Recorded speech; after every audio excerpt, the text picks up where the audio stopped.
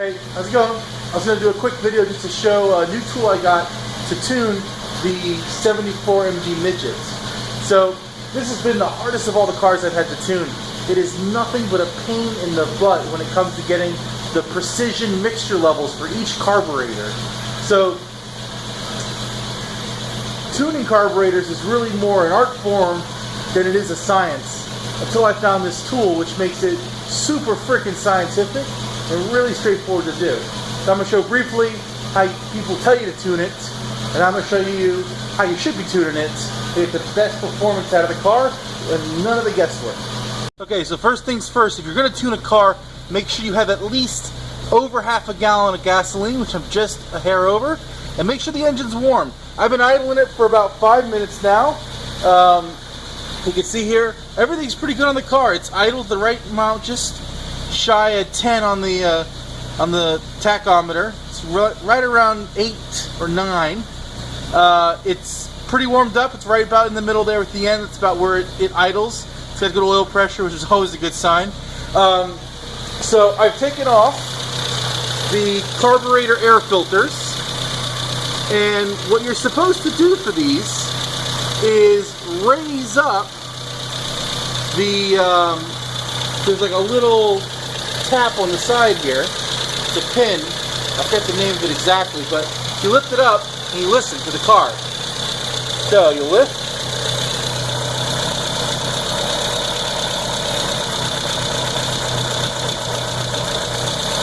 And so what's supposed to happen is the car's supposed to rev slightly and then go back to normal operating speed with the lifting pin up. I've never been able to get it there. Instead, what I do is I just go back and forth till I feel like I've done something decent, and then I drive around and the thing's backfiring, it's hissing, it's getting all pissy. I've never really had a good, long, hard tune on it. So before you do tuning, you want to synchronize the carburetors. It's a pretty straightforward process. There's tons of online videos for it. Once the carburetors are synced, that's when you start playing around with the mixture and the idle speed. So that's when you start adjusting the nut here at the bottom, right there where that black hose is. That adjusts the fuel mixture for the jet, one on each side. You tune one carb, get it running, then you resync them, tune the other carb, get it idling, running, then you resync, go back and forth, so you get just a couple minute adjustments and everything's good.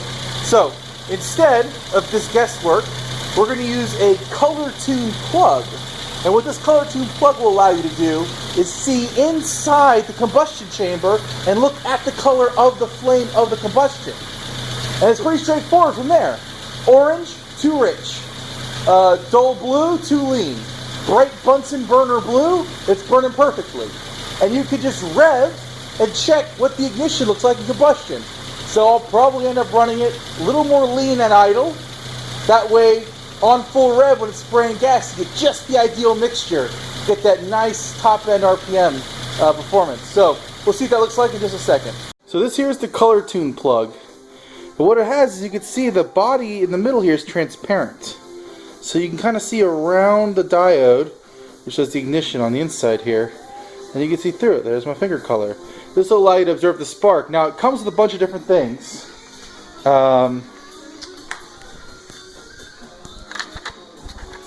Comes with, for instance, this, which will sit on top of that, so you can get deep down in there, and the mirror will allow you to see down through there. It's kind of dark. They also recommend, of course, obviously, that you do things like turn off a lot of the lights so that you can see the color, which is what I'll be doing. But I'm going to go ahead and get it installed here. I've removed the number 1 cylinder plug. Since these two carburetors feed 1 and 2 and 3 and 4 respectively, I'll just tune 1 and I'll tune 3 or 4. The mixture should be right for each of these. Now if I want to be super extreme about it, I could get 2 or more color tunes and replace all of them with color tunes and then tune across the board there.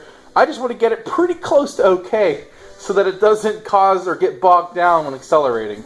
Okay, so I've screwed the plug in and I've just hand tightened it. I haven't gone too extreme or crazy. Again, this is just here at idle so I can measure the light. The next thing comes is with this extension rod, which will allow me to screw in at the top of the plug. Well, screw in at the top of the plug here. And then I can take this end and plug it into the end of my ignition coil here, and this will allow me to still observe the spark while actually being able to get a spark. Alright, go ahead and fire it up, and we'll see if we can see a color of the spark as it is currently. Hopefully I've tuned this one right, and if not, we'll see exactly how bad it is. Alright, so I fired up the car, and even with the light on, you can see it sparking right away. It's real clear to see. So it looks like, and the video might not capture this very well, it's definitely orange with a bit of blue. So the color tune manual comes with a guide that says exactly what each color range means. So I'm going to go ahead and refer to that guide, and then tweak and tune the mixture leaner or more rich. It's going to have to be leaner, I can tell you that much, because the car's been bogging down. Get this tune just right. Then I will go and re-sync the carburetors to make sure that they're both humming along at the right RPM. Then move over and do the next one over here and tune this cylinder. Then go back and re-sync them again. And then I should be good to go. Couple words of warning. We're about 52 seconds in from running this. You don't want to run this for more than 5 minutes. Another thing is that as you rev the engine, the color and the mixture will change naturally. So the thing to do is tune it at idle to be a little bit more or less than where you want it to, and then rev a couple times. Do a hard rev, and you'll see exactly how it handles fast acceleration. And then do a gradual rev up to see how that band looks at from, you know, the idle to 3,000 to 5,000 RPM, and that gives you a pretty good idea what the mixture will be throughout that whole range. So that's it. I'm going to go ahead and tune this down, and we'll see what it looks like when it's got a properly tuned flame.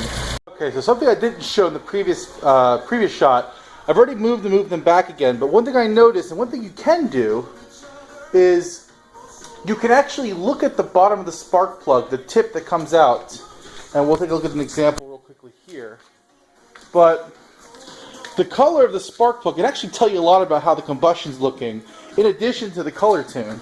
So there was a very light brown color on the #1 plug, which means it's burning actually pretty decently.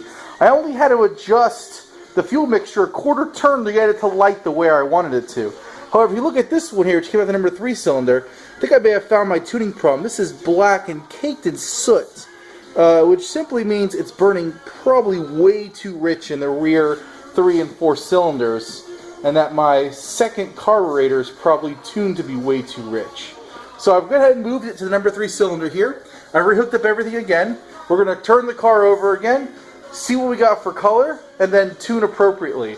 Now, as you're tuning, especially when you're going from richer to weaker, oftentimes you may kill the car off because it's idling currently at the right idle number. And as I make the mixture more lean, what will happen is the idle and RPM will drop as well. This is fine. You may need to keep a little bit of throttle on to get it to where you need it to. But once you've got it tuned, that's when you can go and do the resyncing and the adjusting of the idle speed. And you'll need to do it against both the carbs. And then from there, you should be good to go. Alright, so I've got the carbs tuned as best as I can. There's still some other problems plaguing the car in that it is backfiring out of the carbs, so it's basically spraying gas. Now that everything's lighting the way I want it to, so I know it's not a too lean or too rich problem, odds are this is likely due because of either a bad timing, bad distributor, or potentially bad camshafts, where what's happening is as the gas is being ignited and compressed, it is traveling out the inlet of the engine. So that could be that the timing's off on it so that it is slightly open at certain revolutions. It could be that the distributor is too weak and so it's firing too late or too delayed. And it could be that the cam is worn down, the lobes aren't closing completely. Since it's firing consistently out of both carbs, I doubt it's the cam wearing down. Usually that happens on 1 or 2 heads at most. Odds are it's probably the distributor, which is a bit old still. So I may go with a solid state flamethrower distributor, which won't need a vacuum advance line or anything crazy like that, but it'll be a true electronic ignition, and setting the points on that will be much easier. But that's for another day, another time, another video. For now, the carbs are tuned. So I'll leave you with a couple of tidbits. Something that always got me when tuning is everything's done from you facing and looking down on top of the carbs. So to weaken the mixture, you screw the nut from this perspective anti-clockwise. So you're spinning against the grain counterclockwise. To make it more rich, you spin it clockwise. So essentially in this direction on the bottom here. So just keep playing with the mixtures, keep adjusting your idle screws, and then you'll get the car all tuned up.